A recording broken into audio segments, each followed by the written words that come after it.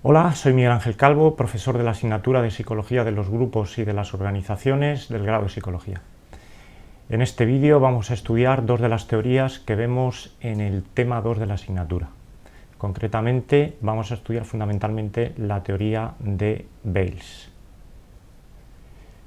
Como recordáis, en el tema 1 analizábamos el desarrollo histórico del estudio de la psicología de los grupos en diferentes etapas, y hemos escogido en este tema autores de cada una de las etapas más representativas dentro del estudio de los grupos. Concretamente Lewin dentro del enfoque interaccionista, Bales dentro de la perspectiva interindividualista y Teufel y Turner dentro de la perspectiva intergrupalista. En este vídeo vamos a estudiar la teoría funcionalista de Bales, que se desarrolla, como vamos a ver, en dos etapas, y vamos a ver que se basa fundamentalmente en la teoría funcionalista de Parsons.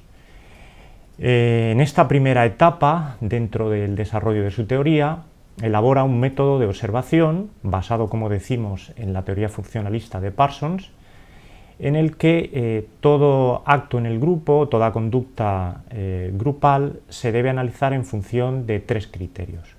Concretamente, el tipo de interacción que se da dentro del grupo, bien como actos instrumentales centrados en la tarea, o bien como actos emocionales o reacciones emocionales en los individuos.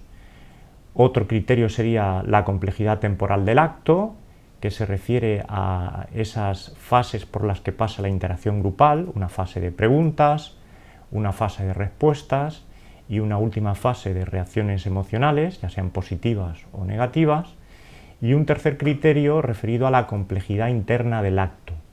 Esta complejidad interna del acto hace referencia a que estas interacciones conllevarán elementos cognitivos en el individuo, elementos afectivos, de rechazo o de agrado, y elementos conativos que tienen relación con la intención de ejercer algún control sobre el resto de los miembros del grupo.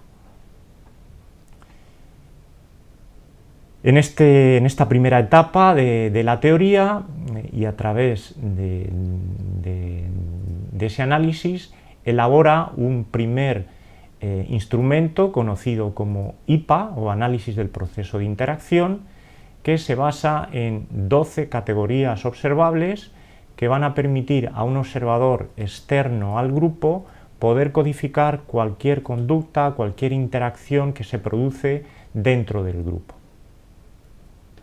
Por ejemplo, a partir de un acto instrumental o de tarea dentro del grupo, si hablamos de una fase inicial de preguntas, podríamos encontrar elementos cognitivos dentro de esa fase de preguntas.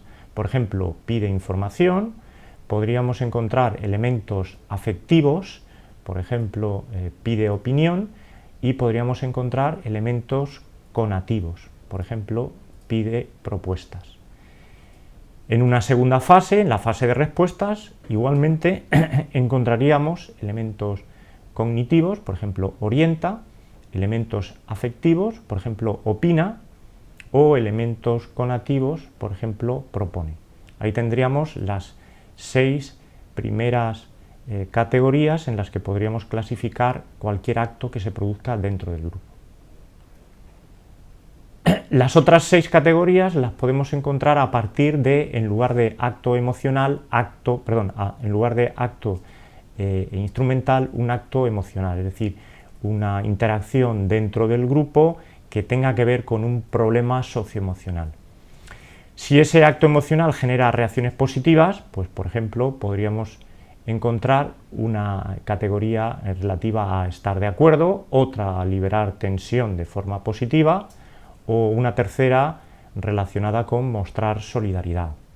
Si la reacción es, por el contrario, negativa, pues podríamos encontrar, por ejemplo, una categoría que sería está en desacuerdo, otra libera tensión de forma negativa, o una tercera muestra antagonismo. Es decir, aquí podríamos clasificar otras 6 categorías dentro de esas interacciones que se dan dentro del grupo. Entonces el IPA permitiría, como hemos visto, clasificar cualquier conducta, cualquier interacción grupal dentro de esas 12 categorías que hemos visto. El observador externo podría, por tanto, clasificar cualquier conducta intragrupal en alguna de esas 12 categorías.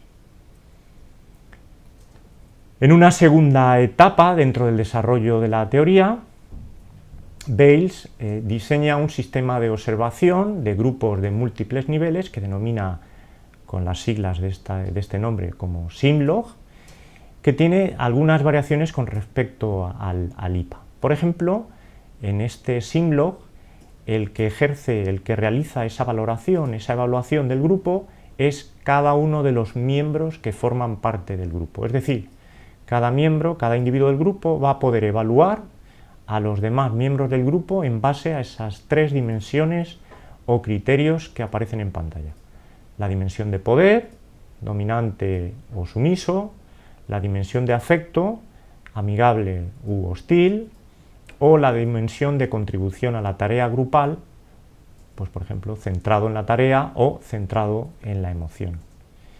Mediante este sistema de observación surgirían 26 categorías, porque estaríamos hablando de valores de forma continua en cada una de esas 3 dimensiones, es decir, cada una de esas 3 dimensiones no tiene 2 únicos valores, sino que tendría varios valores en forma de continuo, que permitirían, como digo, obtener esas 26 categorías mediante las cuales cualquier miembro del grupo puede valorar al resto de los compañeros del grupo, estableciéndose, por tanto, un mapa grupal que define o que describe las interacciones dentro de ese grupo.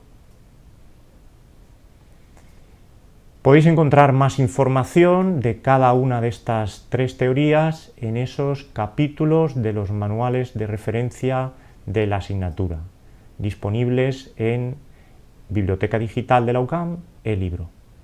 Muchas gracias.